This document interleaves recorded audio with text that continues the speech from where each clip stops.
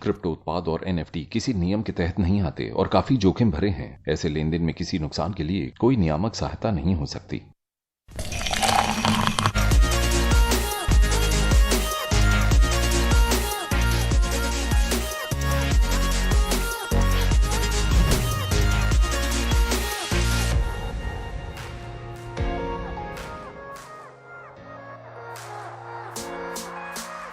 बीते महीनों में कई ऐसी खबरें आई जिसमें यह पता चला कि दुनिया की कई क्रिप्टो एक्सचेंजेस हैं जो अपना बेस दुबई में शिफ्ट कर रही हैं और इसमें भारत की एक्सचेंज भी इंक्लूडेड है, शामिल है। लेकिन ऐसा क्यों हो रहा है? क्यों दुबई क्रिप्टो कैपिटल बन रहा है दुनिया की? उस पर आज चर्चा करेंगे, लेकिन उससे पहले इस हफ्ते की बड़ी खबरें आपको दे देते हैं। वित्त मंत्री निर्मला सीतारमण ने इंटरनेशनल मॉनेटरी फंड के स्प्रिंग मीट के दौरान हो रहे सेमिनार में क्रिप्टो से जुड़े खतरे को लेकर आगाह किया। उन्होंने कहा कि इसका बड़ा रिस्क मनी लॉन्ड्रिंग है और इसके पैसे को आतंकवाद के लिए भी इस्तेमाल किया जा सकता है। तकनीक की मदद से क्रिप्टो को नियंत्रित करना जरूरी है, ऐसा उन्होंने कहा। और उनके शब्दों में, regulation using technology is the only answer. दूसरी तरफ एक पीटीआई रिपोर्ट के मुताबिक इंटरनेशनल मॉनेटरी फंड के एक टॉप ऑफिशियल ने इंडिया के क्रिप्टो मार्केट से जुड़े कुछ इश्यूज को पॉइंट आउट किया है। ये इश्यूज हैं डिजिटल करेंसी के साथ इसके रेगुलेशन की जरूरत, बैंकिंग सेक्टर में रेगुलेटरी कंसर्न्स और ग्लोबल इकोनॉमी के साथ इसका इंटीग्रेशन। तो ये ऑफिशियल कौन है? टोबियास एड्रियन फाइनेंशियल काउंसलर हैं और डायरेक्टर हैं मॉनेटरी और कैपिटल मार्केट डिपार्टमेंट के। इन्होंने पीटीआई से यह भी कहा कि overall the IMF is looking at India in a positive fashion, यानी भारत की तरफ एक सकारात्मक नजर से देखा जा रहा है जब क्रिप्टो करेंसी की बात हो। आगे बढ़ते हैं। फर्जी क्रिप्टो स्कीम चलाने वाले गिरफ्तार हुए बेंगलुरु में। बेंगलुरु की क्राइम ब्रांच ने 4 लोगों को इस मामले में पकड़ा है। यहां हो क्या रहा था? ऐप की मदद से हीलियम क्रिप्टो टोकन ऑपरेट कर रहे थे। ये एक स्कैम स्कीम थी। ऐप के जरिए 15 करोड़ रुपए को अकाउंट्स में भेजा गया। आरोपी क्रिप्टो माइनर एचएनटी यानी हीलियम क्रिप्टो टोकन नाम के टोकन का मोबाइल ऐप शेयर हैश के जरिए बेच रहे थे। ऐप इन्वेस्टमेंट्स पर हाई रिटर्न प्रॉमिस कर रही थी। आगे बढ़ते हैं। Southern star Arya NFT space में एंटर हो चुके हैं। मिनल नाम के एक एनएफटी प्लेटफॉर्म में उनकी 27 एनएफटी आर्ट फॉर्म्स लॉन्च होगी।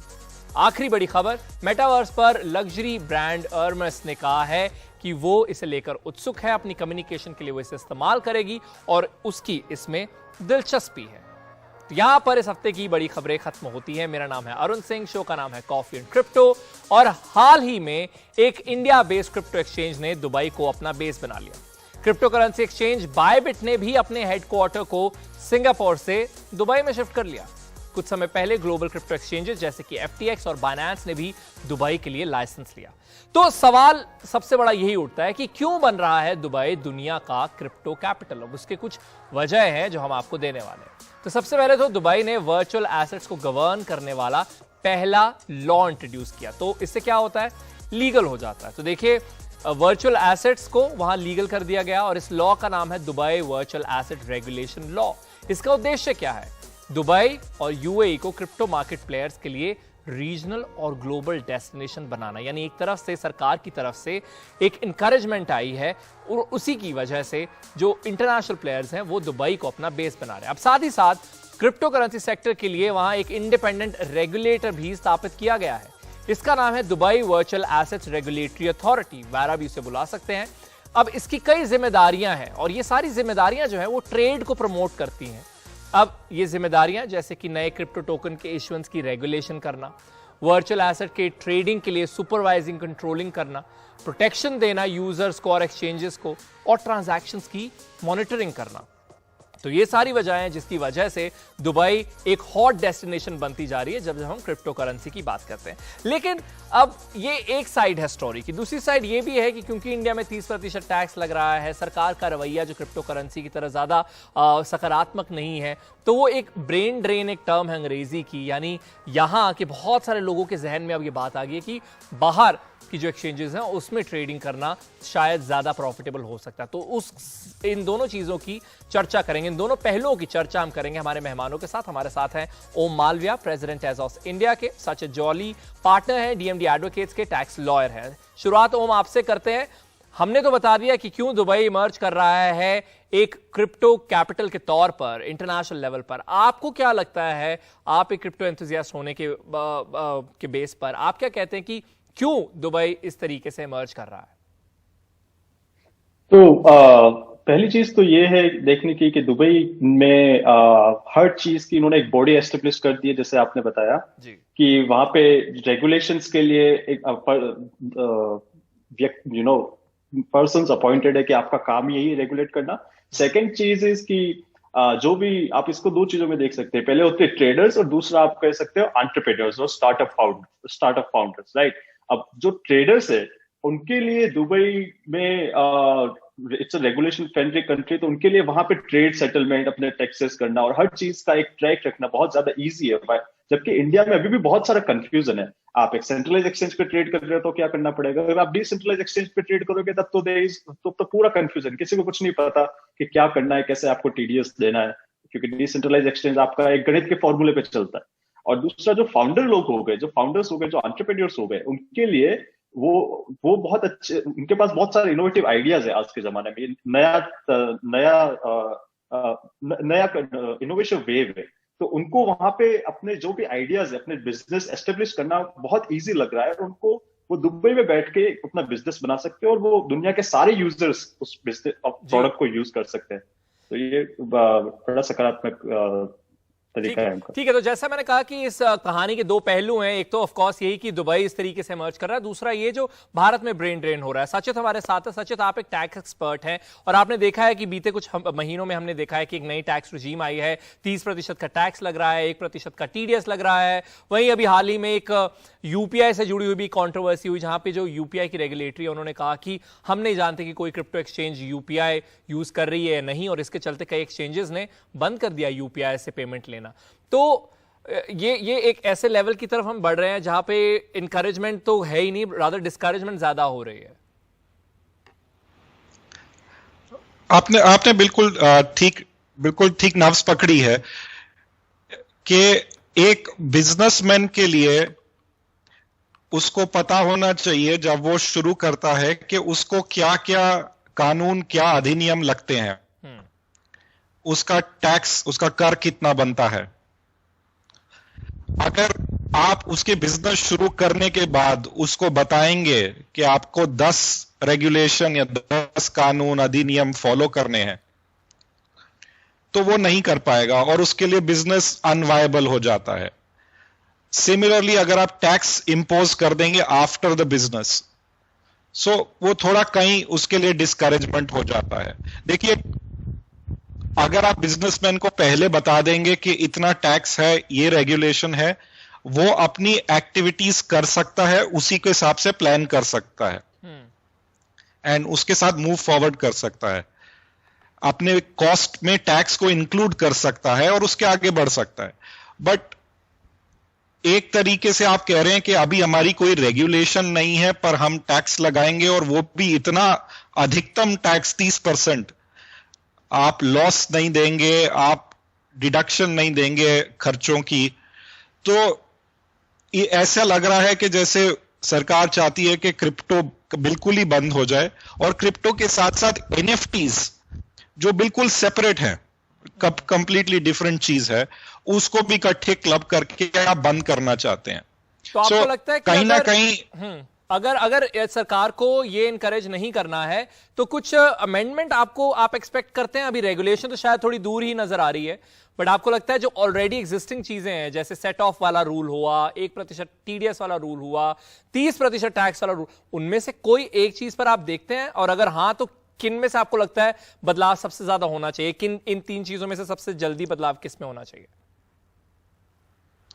देखिए, आई थिंक सबसे पहले तो जो एक्सपेंसेस नहीं दे रहे और सेट ऑफ लॉस का नहीं दे रहे, वो बहुत बड़ी बात है। और जो ये 1% टीडीएस है और ऑन एवरी ट्रांजैक्शन, ये बहुत बर्डनसम है। ये एक आप और हमें इंडिविजुअल्स जैसे हैं, हमें सरकार एक बिजनेस के साथ कंपेयर कर रही है। जैसे बिजनेस को टीडीएस करना चाहिए, कर कटाई जिसको कहते हैं, और हम पे भी वो कानून और अधिनियम लागू करना कहीं थोड़ा डिस्क्रिमिनेटरी लगता है, बिकॉज आप बिजनेसेस और इंडिविजुअल्स को कंपेयर नहीं कर सकते। और वैसे भी ये जो विदहोल्डिंग टैक्स या कर कटाने के प्रोविजन होते हैं, ये इंडिविजुअल्स पे नहीं लगते अधिकतर, नॉर्मल कोर्स में भी, तो सिर्फ डिजिटल एसेट्स के लिए भी क्यों लगे। राइट। आखिरी सवाल ओम आपसे, आपको लगता है कि एक लोकेशन का भी फैक्टर है? अगर वापस हम आ रहे हैं दुबई वाली चर्चा पर, आपको लगता है कि क्योंकि इंडिया कितना नजदीक है, तो इंटरनेशनली तो बहुत सारे लोग दुबई जा रहे हैं, लेकिन इंडिया के लिए एक कारण ये भी बन जाता है कि ज्योग्राफिकली पास है, तो इनकरेज करता है बहुत सारे क्रिप्टो प्लेटफॉर्म्स या एक्सचेंजेस को कि वहां जाए और बेस बनाए, कुछ ऐसा? हाँ, तो बिल्कुल सही बात है आपकी कि अगर आप इंडियन हो तो आप इंडियन जो इकोसिस्टम है उससे भी पास में रहना चाहते हो कि इंडिया में क्या हो रहा है। आपके बहुत सारे एम्प्लॉयज भी इंडिया में होते हैं, आपका कंपनी का बेस दुबई में, ठीक है। और दूसरा, आप चाहते हो कि आप फ्लाइट भी आप दुबई जाने में 3.5 घंटे की है, तो आपका आना जाना भी इजी रहता है। और दूसरा, आपका फ्रेंड्स एंड फैमिली उनसे भी मिलना। तो ओवरऑल अगर आप हर सिचुएशन को देखें, रेगुलेशन, ज्योग्राफिकल लोकेशन, तो इन सारी चीजों को मिला के दुबई एक बहुत ही अच्छा स्पॉट दिखता है। और ये जो रेगुलेशंस जो आ रहे हैं, स्पेशली जब स्पेसिफिक बॉडीज जो आ रही है, सोने पे सुहागा वाली बात हो गई कि हम चलो सारी चीज हम दुबई में रह के मैनेज कर सकते हैं, इंडिया के अफेयर्स भी और दुबई से अपना जो बिजनेस है, पूरा ग्लोबल बिजनेस है, उसके ऑपरेशंस भी। जी, आप दोनों का बहुत बहुत शुक्रिया हमारे साथ जुड़ने के लिए, इस चर्चा के लिए। और अब हम अपने अगले सेगमेंट की तरफ बढ़ रहे हैं, जिसका नाम है सवाल जवाब। उसके लिए हमारे expert Rohas Nagpal, chief blockchain architect, hifi blockchain, हमारे साथ जुड़ चुके हैं। बहुत बहुत स्वागत रोहास आपका। सवाल लेने शुरू करते हैं। पहला सवाल मेहुल सोलंकी का है। ये बात कर रहे हैं पाई नेटवर्क के बारे में, और इस पर बहुत ज्यादा सवाल मुझे पर्सनल डीएम्स में भी आते हैं। हालांकि ये पूछ रहे हैं कि ये मार्केट में इसकी वैल्यू क्या होगी, लेकिन पाई नेटवर्क देखिए एक अपनी इसने हाइप इसलिए क्रिएट की है क्योंकि इसे आप मोबाइल पर माइन कर सकते हैं। लेकिन रोहास, मेरा सवाल आपसे पहले तो ये होगा, इस सवाल से पहले, कि आपकी इस पर क्या प्रतिक्रिया है, और उसके बाद जो इनका सवाल है कि इसकी मार्केट में वैल्यू क्या होगी। मेरे हिसाब से तो इसकी मार्केट में कोई भी वैल्यू नहीं होगी, क्योंकि ये कुछ करता नहीं है जी। आप बोलते हैं कि ठीक है, आप अपने मोबाइल फोन से बिना ज्यादा बैटरी खर्च किए माइन कर सकते हैं और पाई कॉइन बना सकते हैं इनकी जो है, पर पूछने की बात यह है कि उसका करना क्या है, उसका यूज केस क्या है। कि जैसे जो बिटकॉइन माइनिंग होती है, जिसमें लोग करोड़ों रुपए की बिजली और कंप्यूटर लगा देते हैं, क्योंकि उसके बाद जो बिटकॉइन निकलती है उसको पेमेंट में यूज किया जाता है, as a store of value दुनिया भर में उसकी अभी वैल्यू है। पर पाई नेटवर्क की जो कॉइन है उसकी कोई यूज केस नहीं है, तो मेरे हिसाब से इससे बहुत ही दूर रहना चाहिए। ठीक है, ओके, अगले सवाल पर बढ़ते हैं। अक्षत भारद्वाज का अगला सवाल है कि लैंड रिकॉर्ड्स और वोटिंग के लिए हम अगर ब्लॉकचेन का इस्तेमाल करते हैं तो उसका क्या स्कोप है। बहुत बढ़िया सवाल है, क्योंकि ऑलरेडी बाय द वे कुछ स्टेट्स में वैक्सीन के डेटा के लिए ब्लॉकचेन का इस्तेमाल ऑलरेडी हो चुका है। तो ब्लॉकचेन क्या है, अगर आप उतना बेसिक समझना चाहते हैं तो आप हमारे एक्सप्लेनर्स देख सकते हैं सोशल मीडिया पर। बट फिलहाल रोहास, आपके लिए सवाल ये स्कोप पूछ रहे हैं ब्लॉकचेन का लैंड रिकॉर्ड्स और वोटिंग के लिए। देखिए, लैंड रिकॉर्ड के ब्लॉकचेन में वो यूज केस अच्छे हैं जिसमें मल्टीपल पार्टीज आती हैं जो एक दूसरे पे भरोसा नहीं करती, तो वो लोग एक साथ मिलके एक ब्लॉकचेन के थ्रू अपना काम कर सकते हैं। पर लैंड रिकॉर्ड जो है वो सिर्फ सरकार बनाती है। फाइनली कोई लैंड रिकॉर्ड सही है या नहीं सिर्फ सरकार बोल सकती है, तो फिर कोई फायदा नहीं होता उसको ब्लॉकचेन में डालने से, क्योंकि ब्लॉकचेन क्या करती है, हर नोड पे सेम डेटा डालती जाएगी। तो अगर आपकी ब्लॉकचेन में 100 नोड है तो वो लैंड रिकॉर्ड 100 जगह पे वो आ जाएगा, पर उसी को फायदा नहीं होने वाला। तो मेरे हिसाब से ये एक अच्छा यूज केस नहीं है। दूसरी जो बात है वोटिंग की, कोई भी डेमोक्रेसी में जो वोटिंग होती है वो सीक्रेट होनी चाहिए। मैंने किसके लिए वोट किया ये किसी और को नहीं दिखना चाहिए। पर अगर आप ब्लॉकचेन में मेरा एक एड्रेस बनाते हैं और उस एड्रेस के साथ मेरा वोट जुड़ चुका है कि मैंने किसको दिया है, और वो ऑलवेज परमानेंटली वहां पे लॉक हो गया है उसके लेजर में, तो ये एक्चुअली गलत चीज है, ये अनकॉन्स्टिट्यूशनल हो जाता है। तो मेरे हिसाब से ये दोनों यूज केस ब्लॉकचेन के लिए अच्छे नहीं है। आखिरी सवाल श्रीकांत बल्लाल का है। उन्होंने कहा है कि आपकी प्रोजेक्शन क्या है बिटकॉइन और इथेरियम को लेकर, कि क्या ये जैसे पिछले साल में स्ट्रांग था इस साल भी उतना स्ट्रांग होगा? जरूर। बिटकॉइन के लिए दो मेन रीजन है इसके लिए। एक तो जो बिटकॉइन की पेमेंट फैसिलिटी है वो बहुत सुधरती जा रही है।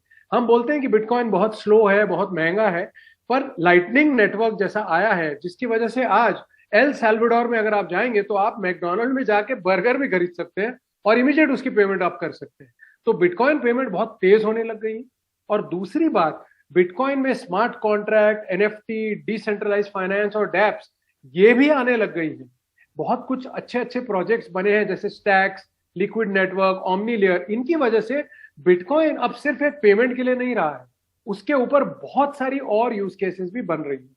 तो इसलिए मैं बिटकॉइन के ऊपर बहुत बुलिश हूं इस साल के लिए।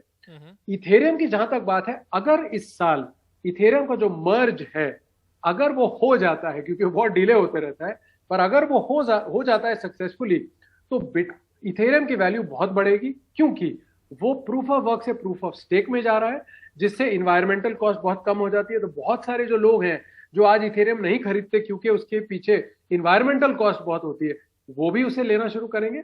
और अगर इथेरियम की स्पीड बढ़ जाती है और ट्रांजैक्शन फी घट जाती है, तो मेरे हिसाब से वो एकदम टॉप पे जाएगा और बाकी बहुत सारे ब्लॉकचेन का बिजनेस वो बंद कर देगा। तो जैसे इथेरियम को बिटकॉइन किलर कहा जाता है, आप उससे अभी भी अग्री करेंगे, और आपको लगता है कि बिटकॉइन काफी आगे पहुंच चुका है, अपग्रेड कर चुका है? बिटकॉइन और इथेरियम मेरे हिसाब से बहुत अलग है। बिटकॉइन का मेन यूज केस पेमेंट है, एंड अब वो एक स्टोर ऑफ वैल्यू बन रहा है गोल्ड जैसे।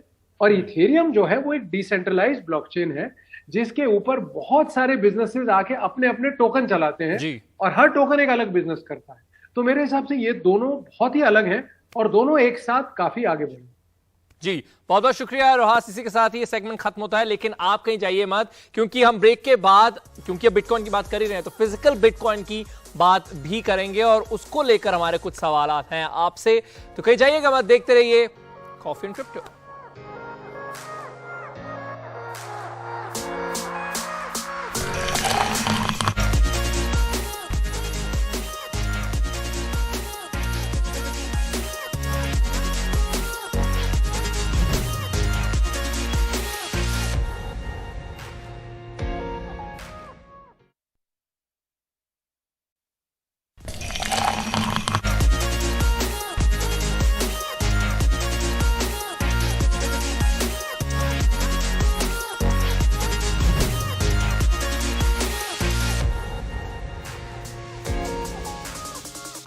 यह है कॉफी एंड क्रिप्टो, जहां पर जितना बड़ा कॉफी है और जितना इसके बीच में सामान आ सकता है, उतना ही भर भर के इंफॉर्मेशन आपको मिलती है क्रिप्टो करेंसी से जुड़ी हुई। और जब जब क्रिप्टो करेंसी का जिक्र होता है तो आपके जहन में एक शब्द आता है, और वो है बिटकॉइन।